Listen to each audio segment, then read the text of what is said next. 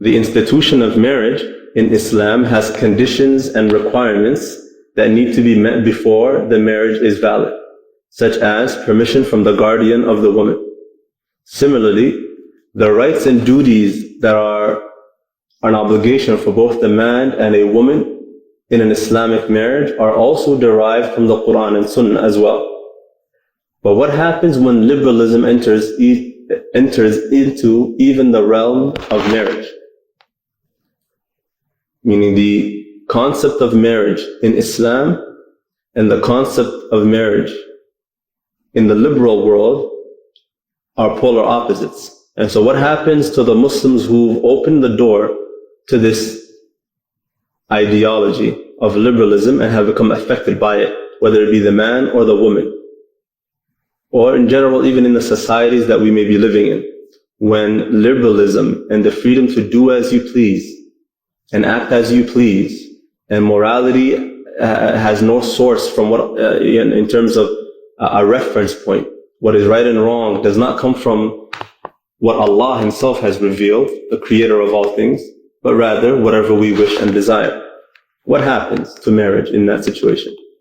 One, we see same-gender marriages, which have no basis whatsoever in Islam.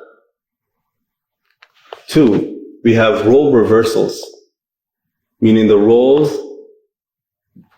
of the man in a marriage and the role of a woman in a marriage have completely been reversed.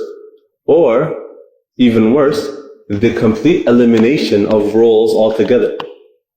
And that there is no actual definition of what the role of a man is in the marriage and what the role of a woman is in the marriage. Rather, we see Muslims actually advocating for the elimination of many aspects of these roles and duties from marriage altogether. They fight against it, even though these things are legislated in the very religion, Islam, that they claim to be following. They claim to be Muslims, but have an aversion and a problem with these roles that are defined for them in their religion and have been legislated for them in their religion. And this is due to the effect of liberalism and the theories and the philosophies behind it. So there are role reversals or the complete elimination of roles altogether.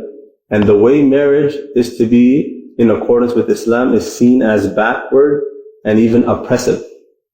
That is why we see many Muslim women today speaking about marriage with the influence of liberalism and feminism, believing that happiness as it pertains to marriage is found in other than what Allah has revealed, with the excuse that men today are not like men of before.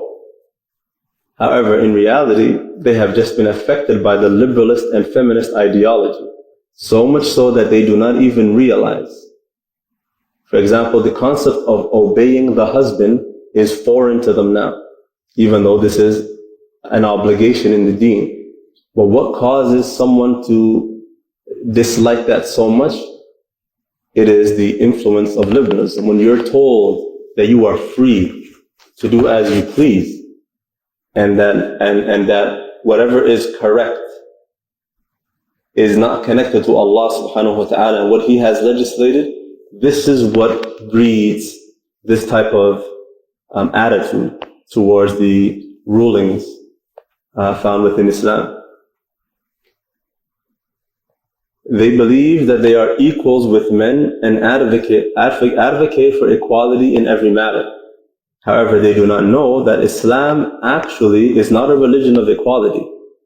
And that is where their misconception lies. Many people believe that Islam is actually a religion of equality when it comes to rights and freedoms.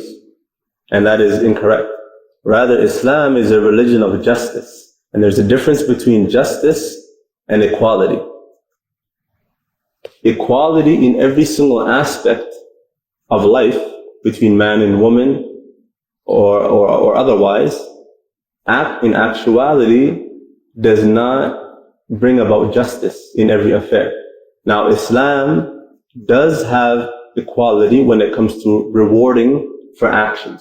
So Allah subhanahu wa ta'ala legislates certain obligations for us to do, salah and siyam and zakah Umrah, Hajj, and the like. If a man does these things and a woman does these things and fulfills these obligations, they are rewarded equally. If a woman gives sadaqah and a man gives sadaqah, they are rewarded equally. And they are not oppressed in that matter. There is no discrepancy in that affair. However, when it comes to rights, then Allah gives each individual their rights based on who they are and based on the nature of their creation, based on their nature. So for example,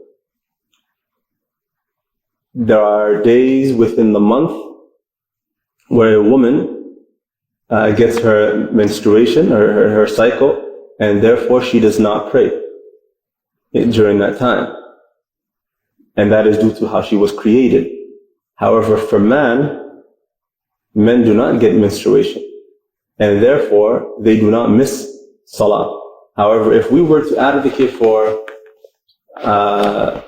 equality in this affair, then equality would be to disregard the nature of how the woman has been created, and likewise give a man 6-7 days off from salah, even though he does not get a menstruation. And that is what equality does. So equality does not actually bring about justice. Likewise, when it comes to marriage, a man and a woman, their roles are different. The obligation of providing for the family and the household, for the wife and children, is upon the man. If we were to advocate for equality in this affair, then it would mean that the man's obligation for providing, the woman is also likewise responsible for providing, just like the man. Regardless if she's sick, regardless if she's taking care of the children, regardless if she's working, regardless if she's pregnant, none of that matters. Equality is equality. And so you see that this idea of equality in every single affair is not a concept that corresponds with the way that Allah created mankind. And therefore the highest form of justice is the rights that the one who created mankind, man and woman, and knows their nature, the rights that He has given them. There's no form or system or theory that can possibly give them those rights better than the one who created them and knows their nature and knows what is best for them.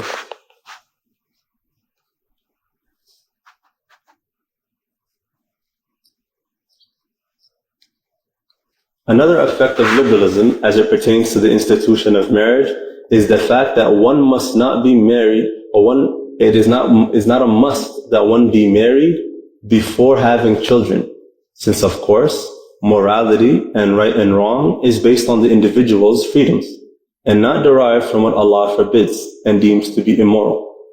So we see in our time today those who claim that they are Christians, for example, and the majority of them have children before marriage in Western societies, and this has become something normal. So much so that we ourselves as Muslims have become desensitized by this thing, or this concept. However, is this Christian? It is not.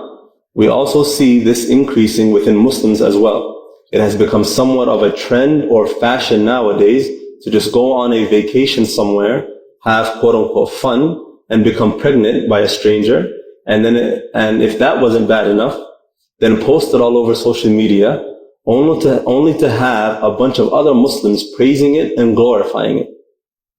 Where does this come from? Is it just the sin of zina here that we're talking about? No. Rather, it is the idea that one is free to do as they please, and no one can judge, since we are all free to do as we please. Therefore, there is no right or wrong, or moral or immoral. It is liberalism, which makes the sins that we are witnessing today and how they've exponentially increased even greater and worse than the sins themselves. Meaning the fact that one believes that they have the right to disobey Allah, that they have the right to fornicate, that itself, that belief itself is worse than the act of fornication itself. Because fornication is a sin, a major sin.